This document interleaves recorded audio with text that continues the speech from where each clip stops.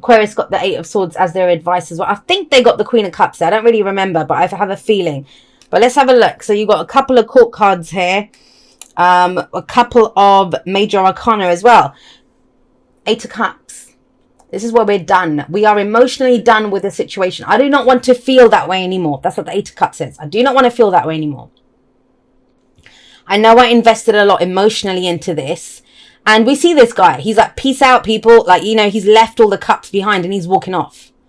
It doesn't literally mean that we walk out of a situation. That may be the result. That may be what we end up doing with this energy. But at its core, what it talks about is being emotionally done. It's about not settling. I won't settle for that. You know, I invested a lot emotionally into this situation, but it doesn't serve me anymore. I don't want to settle for being this way anymore. Now, the thing that comes up very strongly, a strong emotional energy is coming up. So some of you may have been feeling this for a while. But with the Eight of Cups coming up here and the Moon, because if he's leaving that behind, like he knows what he doesn't want. And the kind of key to this is the card that comes after is the Nine of Cups. So he's going to look for his ninth cup, his true heart's desire. Some of you don't know what your heart's desire is. Others of you don't know the path to get to your heart's desire, right? Because we have the Queen of Cups here, who's very much comes from a heart space. And with the Moon here, it's where we look at the path ahead of us, but it's in shadow. And that can be when fears and doubts come up. And there's a strong message here of fears and doubts. You may have heard me say this before, where I do personally believe that instead of 12 signs of the zodiac, there are 6 energy axis, like powers, right? So Leo and Aquarius are 1. That is the energy that comes up.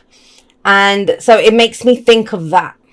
It makes me think of that who we are. That's our first house. I'm an Aquarius, right? So my first house would be Aquarius. It isn't. That's your rising, but I'm talking about from my sun sign. So first house is Aquarius. My 7th house is Leo. So who I am is Aquarius. How I relate to other people, Leo. Same with you now. Who you are, Leo. How you relate to other people, 7th house, Aquarius. So there is that kind of axis coming in. And what that makes me think of is the 1st and the 7th house. Who we are and how we are in relation to other people. The I am versus the we. And there must be an I before there can be a we. So there's that kind of, that's what's coming up for me very strongly in this message. And who you are is someone that won't settle for stuff that doesn't make you happy, that doesn't fulfill you. But I think you haven't figured out yet how to connect with someone else, or what that connection is, where it's going, right? There are fears and doubts around that. Now, in the past, you have the Knight of Swords, and that's interesting that comes up in the past. This may be very specifically, and that's very specific, but it's coming up. This may be conversations that you've had with someone. You know, out of nowhere, you have this conversation, because that's what the Knight of Swords can represent. Someone who comes in out of nowhere and they speak their truth, and it shakes everything up. Now, I don't usually read court cards as other people. It can be. Obviously, it's a general reading. And yes, the energies can be all us, or they can be how we relate to other people. Because even when we relate to other people, we take on some of that energy, right? Because we're at that vibration with each other. So the Knight of Swords is someone who takes action based on his beliefs. Swords are our thoughts, our beliefs, our ideas, and how we communicate them. So there may have been some communication here, or an idea, or a belief that you now have. And so you're very committed now. You know that you can't stay where you were or keep doing what you were doing, settling. It's not fulfilling anymore. It's not emotionally fulfilling. The Eight of Cups, it's not painful. That's the thing with it. It's not a painful energy because you have nothing emotionally left to give to that situation. You have nothing left to give to it. And your reading is very much focused on, well, okay, I know what I'm done with. Where am I going with this though? Where am I going with this? I have a belief. I have an idea, but where do I take it? That's what this feels like. Now, the card, and the past is last week, last month, last year. It doesn't matter. It comes up to indicate why we are where we are. And the heart of the reading is the focus. It's either what we're dealing with, what we're focused on, what's going on right now. I'm very big on the present being the point of power. That's why we have 3 cards that indicate the present. This one, what we, you know, how we go forward, what we're dealing with. The present, and the advice, what we do now. And these are both kind of past energies. And we have one for the future, because the future can be changed. It's what we're headed towards. And the present is the main energy for this month, or for the period that I read for. Now, the Queen of Cups coming up here, she's a lot about unconditional love. Unconditional love. What she loves, she understands. She doesn't really need anyone, but she's happy to share her love with people and to love people. That doesn't mean you're a doormat and you just keep giving and don't get anything back. That's not what unconditional love is. You've probably heard me say this often. We can only give that which we have. So she loves herself. She knows what her love is worth. That's why she's happy to give it. But you can only keep that which you give. So once you give that, once you express that love, once you come from a heart place, that is what you will attract back to you. She's nurturing, she's loving, she's caring, and she knows how to love. And that's big here, especially if you're going for that 9th cup, right? If you're going for the heart's desire. So that's your focus here. What is it that you desire, Leo? What is your heart's desire? Think you've had an idea or kind of plan around this with that Knight of Swords coming up. And a lot of the readings I've been getting this is very kind of head or heart kind of balance, very chariot-like energy coming up. Even though the chariot's not here, it's that kind of energy. All right, got my head on board. Is my heart on board with this as well? Does my heart want this too? Because it kind of feels like in whatever existing situation is, that plan can't play out the way you want it to. For whatever reason. There's confusion here. There's something that maybe you have an intuition about something, because the moon can very much say that. But it says you can't trust what you see. Whatever you see around you, you're not feeling it. So I seem to have said this for a few signs, but it's that energy of knowing what you want to get out of, yes, 8 of Cups. But what do you want to get into? What is the dream? What are we headed towards? And they represent that head and heart energy of together. It's beautiful energy. And it is a lot around what you nurture, what you care for, what you love, how you feel. Because you got the Empress. The Empress is about growth and abundance. And a lot of you may have been trying to figure it out logically. Well, how do I do this? How do I make this work? What do I say? And all of that. And it's like, take a moment. Let's pause. This is very 5th house energy, actually. I always see the Empress as 5th house, which is your house, Leo. It's the house that Leo rules, right? I kind of get that sense that it's about, well, what do I want to give birth to? What do I want to create?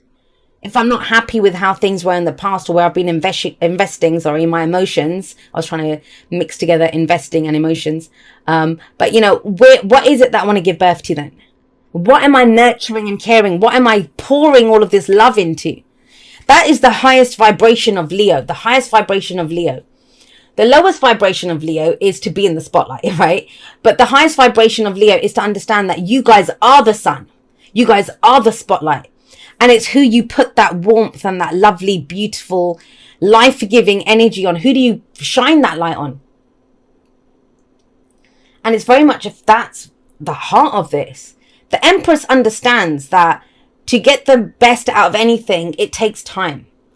You know, that's why she's represented as the mother. And you see her here holding her baby. It took time for her to conceive. It took time for her to carry that baby.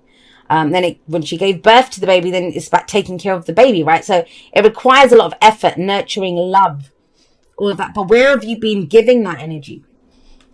Because that's coming up here. You're kind of done with something. Right. But that all makes sense. So we've got the 3 of Empress is number 3. We've got the 3 of Coins, 3 of Pentacles coming up here. And that to me talks about, well, where are we going? What are we building? What are we planning for the future? Who do we have? Who's the right people for the job? It's being resourceful, getting the right people for the job as well when that comes up. And you have the 3 of Coins, 3 of Pentacles. And I've told this story before, and you've heard me probably say this a million times whenever this card comes up. But it's around the focus and it's around your purpose. Does it appeal to you from a heart level? Or are you just going through the motions because you think it's the right thing to do? Or is it because you truly feel it? And the story that comes up around this card, I always say, is the story of the 2 stone cutters. There's a guy walking down the street and he sees 2 stone cutters. They're doing the identical jobs. They're both doing the same thing. He goes up to the first one and he says, oh, you know, what are you doing? And he says, oh, I'm cutting stones. He goes up to the second guy and he goes, what are you doing? And he says, I'm building a cathedral. What's the significance of that? The first one's just doing a job. You know, he's just cutting the stone. He's going to get paid at the end of the day, job done. The second guy feels like he's part of something bigger. His work has purpose. He is building a cathedral. You know, he's not just cutting a stone. He is cutting stones, but it's part of a bigger plan. So whatever it is that you're doing now, nurturing, growing, loving, whatever it is, you know, that is about growth and abundance when the Emperor shows up. Is it part of your bigger plan? Is it part of your big picture? And it's almost like in the broad strokes is where you get the answers now. Because you're very clear on what you're dissatisfied with, what doesn't work for you, right? What you're ready to just say, yeah, I'm out of this. I'm done. I want to say this too, because it's for a month. And obviously timings are weird anyway. But some of you might feel like you're just here. It's like, yeah, I don't know, Jay. I don't know what I'm building for the future. I don't know what I'm planning. I don't know what I want to grow. I don't know yet. I have an idea, but I just, it's not kind of hitting me in the, like, you know, getting me in the field. I don't have that. That's what happens here. I'd be very surprised, those of you that this message resonates for, if you don't know by the end of like Libra season or whatever, that you don't have an idea, that you don't know exactly what to do with it. You will know. That's the Three of Coins, which is, yeah, look. This is very much about moving forward. So the ideas there, I'll say this around the Knight of Swords. He will speak his truth, and he's very blunt, tactless almost, like, you know, it's very direct, clear communication. He's known sometimes to come charging in, offload his truth, like does a drive-by with the truth and then rides off again, right? So he can be that way. But this is very methodically building something.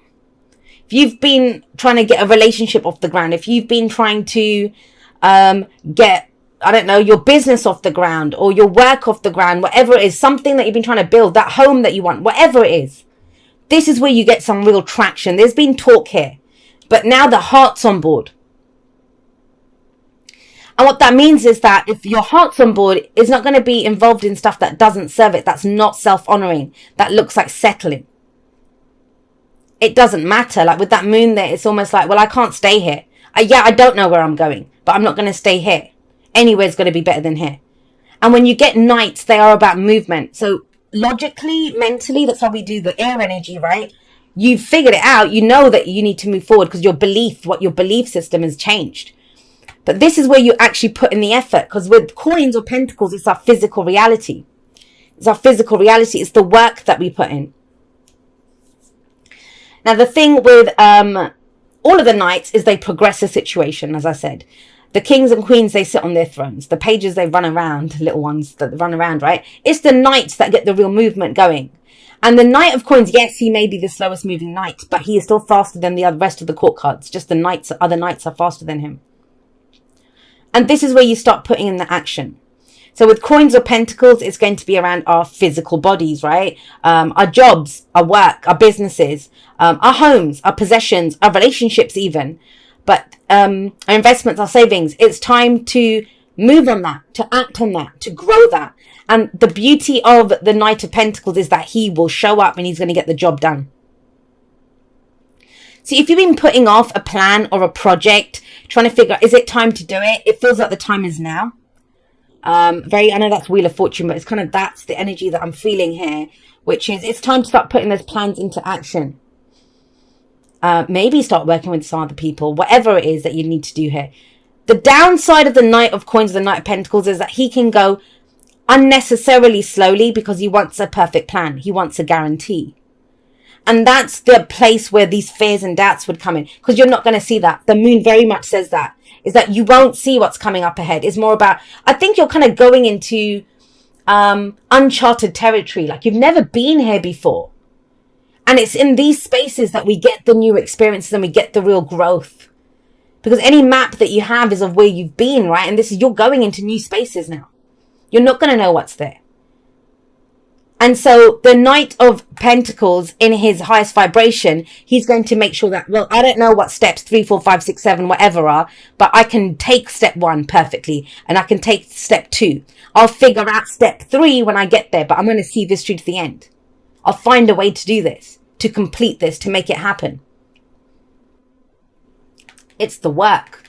It's putting in the real work and effort into this. You're building something big here.